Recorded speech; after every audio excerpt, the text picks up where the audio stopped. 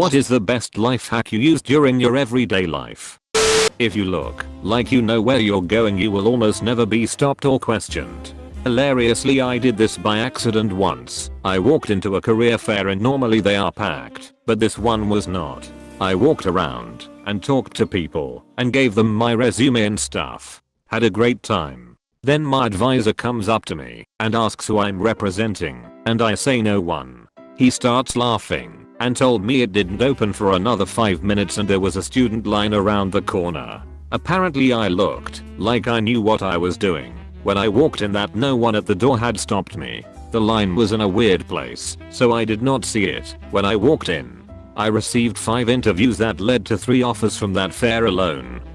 I clean up while I cook. Easier to clean non-caked on food in the sink while waiting for other things to finish up. I wish my roommates would do this. They fill up the sink with all of their shit and then they put off doing them for up to weeks at a time because of how caked on the food is. Meanwhile, I clean directly after eating my meal, something I've done since I was a child. When I confront them about it, they get super defensive and repeatedly tell me they are getting to it. Super frustrating. The worst thing about this is, when you want to use the sink, you first have to take out all of their shit. We have a dishwasher, but my roommate still just dumps all of his dishes in the sink. Why not at least put them on the counter on top of the dishwasher so the sink remains usable? Adjust a picture frame at your desk so you can see behind you with a reflection of the glass. It's a subtle way of knowing if someone is behind you without looking over your shoulder the whole time. Stares into picture of Jesus while opening an incognito tab. Don't you hate it when you show someone one picture on your phone and then they start scrolling through looking at your other pictures? I learned this from Reddit. Enlarge the picture just a little bit. Then when they go to swipe, they are just moving that picture around and not going to your next picture. It works. Or just don't hand them the phone. There's an app. It think it's Ninja Snap or something like this. When they start browsing, it just takes a picture of them and displays them their unknowing dorky face.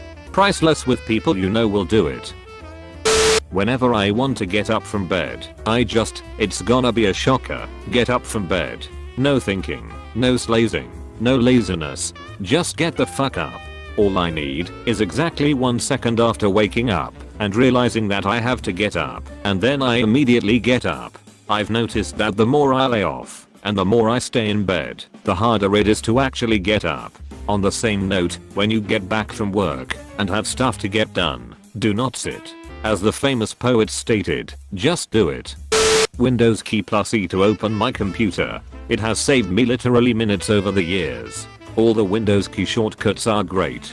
Arrows will snap the open window to the left or right, maximize or minimize it, plus R opens the run program dialog box, plus P to toggle the projector/display settings quickly. Just to name my favorites. Those are all very useful. Don't forget Windows plus L to lock the computer before stepping away from your desk. Befriend your professors and teachers.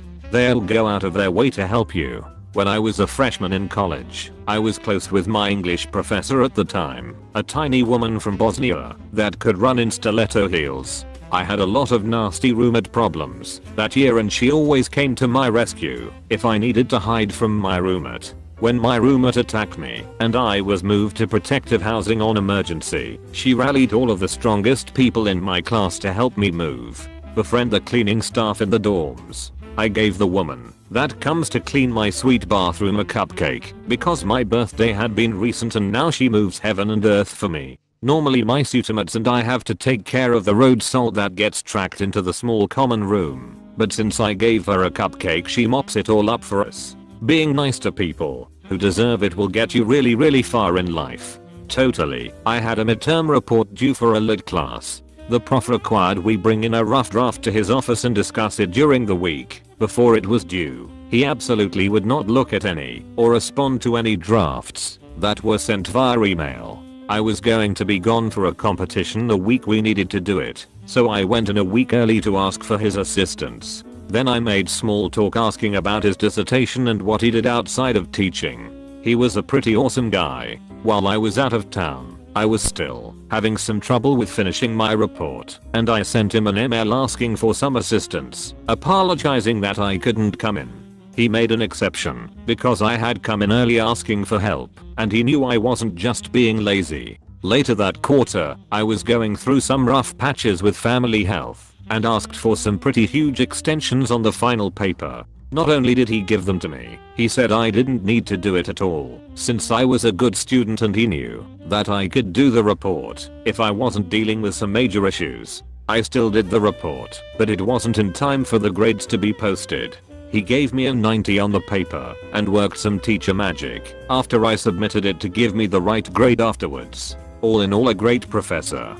If you get stuck in the hood for any reason, carry a small pad and pen. Walk around taking notes. When someone asks what you are doing, tell them pre-survey for government aid. You'll get a damn tour instead of mugged.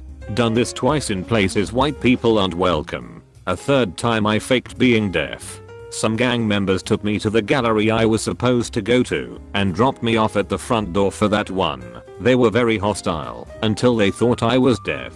Too many people asked me about faking being deaf. As a kid, my friend down the street had a hearing issue. Not 100% deaf, but she signed and had a speech issue. I picked up some sign language from her and we all had to learn some sign language in junior high for choir.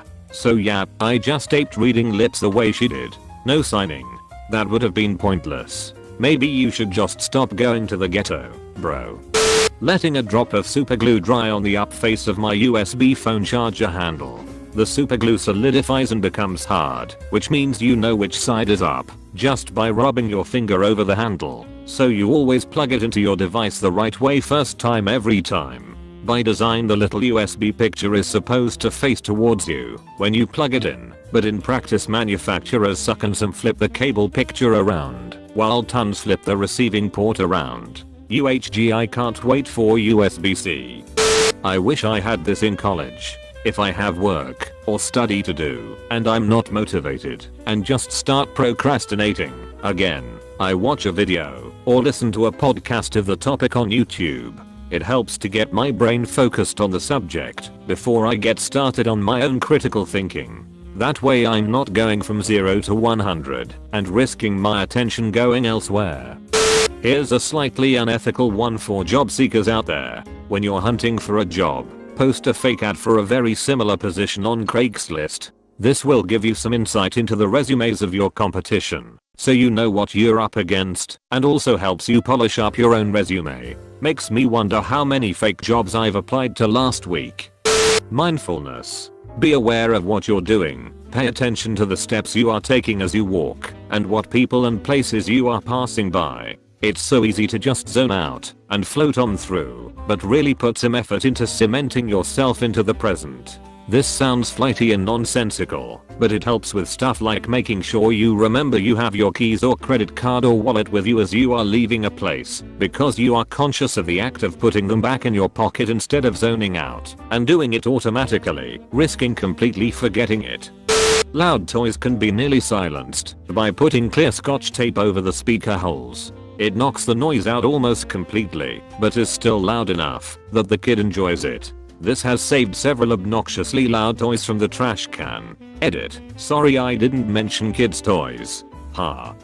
Definitely drying off my razor by patting it on a towel and running it along the grain of the towel following my morning shave. I use some sort of bullshit turbocharged variation of the Mac 3rd and used to go through its expensive razor packs very frequently. I started using this technique around the beginning of January and literally replaced my first blade last month. I grew a beard. Haven't replaced my razor blade in at least 2 years. I think I've saved at least $27,000.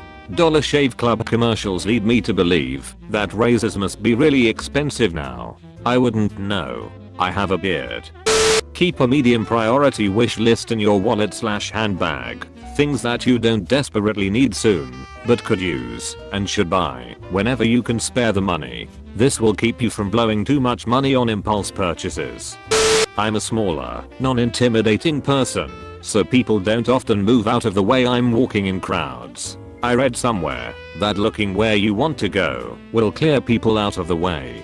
People still don't move out of my way when I do this, so I direct my gaze in the area between the person who's in my way and where I want to head instead of just looking right where I want to go. This often involves looking somewhere around a person's neck if they are directly in front of me. I think it gives people the impression that they are going to be in my way or something. Even if I do this to just secure some extra walking room, people actually tend to slightly curve their walk to avoid my path or the path they see my eyes going when I do this. Just to expand on this, don't look people in the eyes when you're moving through a crowd. That's what leads to the awkward shuffle of not knowing which way to move around someone. Look the way you want to move past them. They'll generally take that cue and give slightly in the other direction. You can't just stare through them. You have to give them a cue of which way around them you're going to go. When you first try it, it almost feels like magic how easy it is to move through a crowd.